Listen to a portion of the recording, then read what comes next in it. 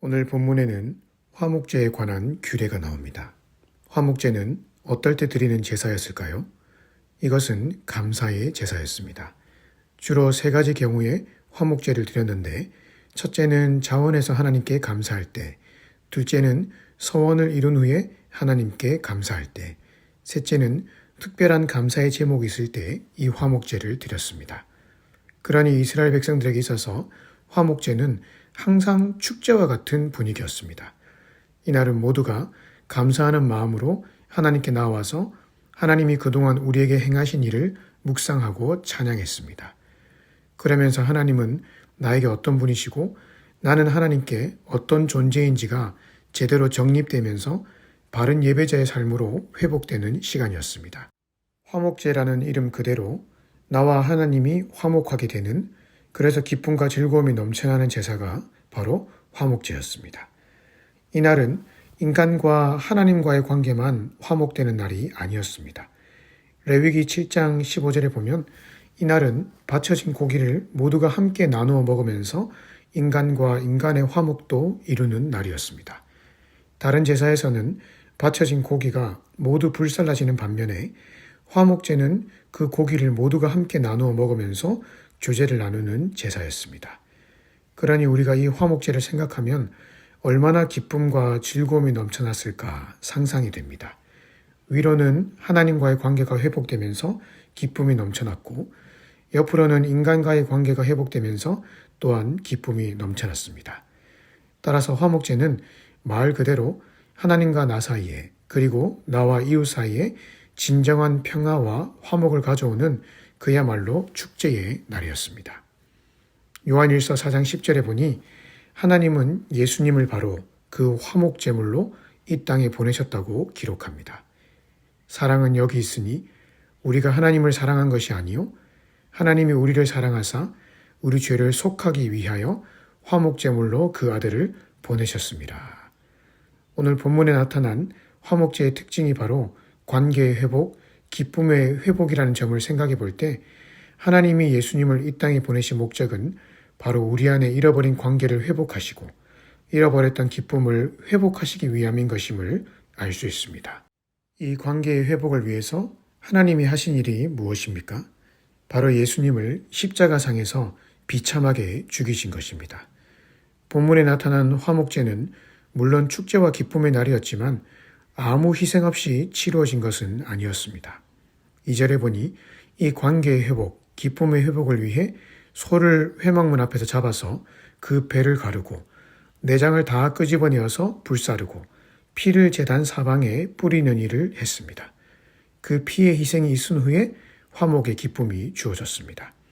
마찬가지로 하나님은 오늘 우리 안에 잃어버린 관계와 기쁨을 회복하시기 위해 당신의 아들 예수님을 십자가의 화목제물로 내어놓으셨습니다. 예수님이 화목제물로 십자가에 달려 죽으셨기 때문에 오늘 내가 하나님께 나아갈 수 있는 길이 열린 것이고, 예수님의 희생 덕분에 우리가 교회라고 하는 한 공동체에 모여서 함께 믿음의 교제를 나눌 수 있는 길이 열린 것입니다. 하나님은 우리를 회복하시기 위해 당신이 하실 수 있는 최선의 일을 하시며 우리를 화목제의 자리로 초청하셨습니다. 하지만 하나님이 우리를 화목제의 자리로 초청하셨다고 해서 모두가 그 화목의 기쁨을 누릴 수 있는 것은 아닙니다. 그 화목제의 기쁨이 오늘 나의 삶에 그대로 적용되기 위해서 오늘 내가 해야 될 중요한 일이 있는 것이죠. 그것은 바로 내 마음과 생각을 온전히 하나님께 내어드려야 하는 것입니다. 3절에 하나님은 화목제를 드리는 자에게 요구하시는 것이 하나 있었습니다. 그것은 바로 제물에 기름과 콩팥을 바치는 것입니다. 구약에서 기름은 생명과 복을 상징했고 콩팥은 생각이나 감정, 생명을 의미했습니다. 하나님께서 화목제를 드리면서 다른 고기는 다 먹어도 되지만 기름과 콩팥은 온전히 바치라고 하신 이유가 무엇일까요? 그것은 나의 가장 귀한 것, 나의 가장 깊은 마음과 생각을 하나님께 온전히 내어드리라는 말입니다. 그렇게 해야 그 후에 화목제의 기쁨과 회복이 순서적으로 따라온다는 말입니다. 나를 위해 아들을 내어주시며 우리를 화목제로 초청하신 하나님이 오늘 우리에게 요구하시는 것은 큰 것이 아닙니다. 그저 나의 마음을 받기 원하시는 것이죠.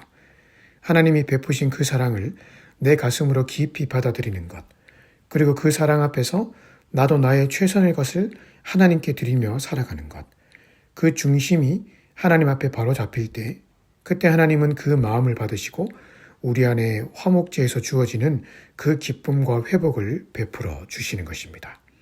따라서 오늘 내 삶 속에서 잃어버린 기쁨과 감사, 그리고 잃어버린 관계를 회복하는 방법이 무엇인지 답이 나왔습니다.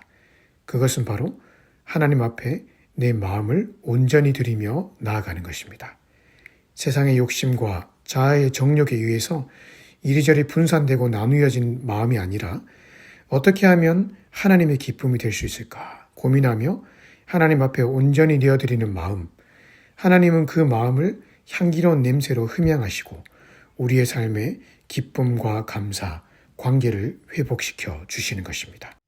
따라서 오늘 하루 나의 마음을 온전히 하나님께 내어드리며 살아가십시다. 십자가를 깊이 묵상하고 그분이 행하신 일을 찬양하고 그분이 기뻐하시는 일을 찾아서 행하며 살아가십시다.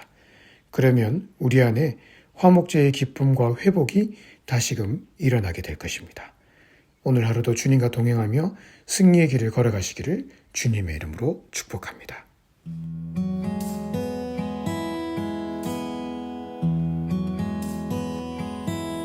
내 아버지 그 품 안에서 내 영혼은 안전합니다. 주 손길로 내 삶을 안으시니 그 평강이 나를 덮습니다. 내 아버지 그 품 안에서 내 영혼은 안전합니다.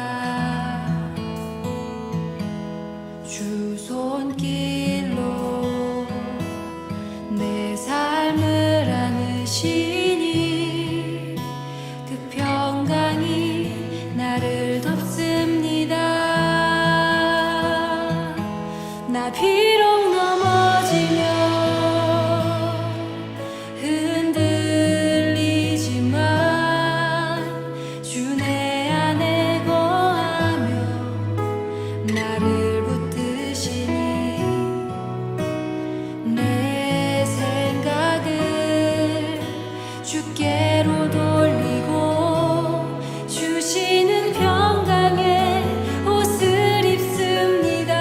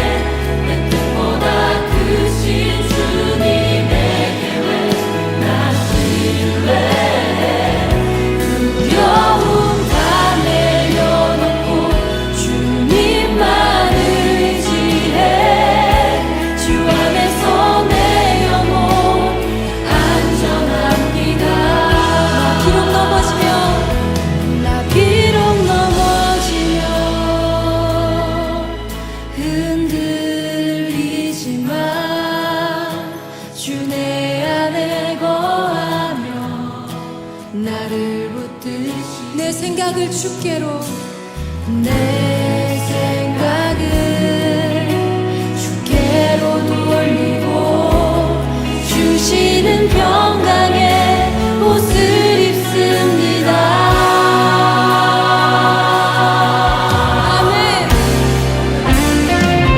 주 약속 안에서 내 영혼 평안해 내 뜻보다 크신 주님의 계획 나 신뢰해 두려움 다 내려놓고 주님만 의지해 주 안에서 내 영혼 안전합니다. 주 약속 안에서 내 영혼 평안해 내 뜻보다 크신 주님의 계획 나 신뢰해 두려움 다 내려놓고 주님만 의지해 주 안에서 내 영혼 안전합니다. 두려움 다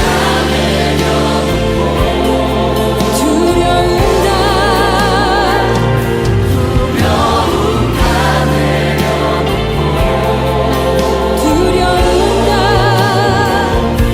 두려움 다 내려놓고 주님만 의지해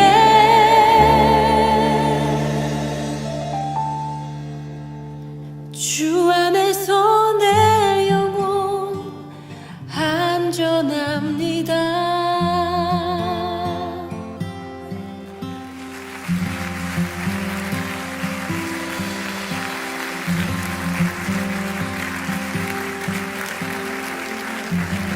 선하신 주님, 우리의 삶이 주님의 손에 있기 때문에 우리 삶에 어떠한 일이 벌어지더라도 우리 삶이 안전하다는 것을 믿습니다. 모든 것 아시는 주님께 우리의 삶을 온전히 드리기 원합니다. 우리의 두려움을 내려놓을 수 있도록 성령님 우리를 온전히 주장하여 주시옵소서.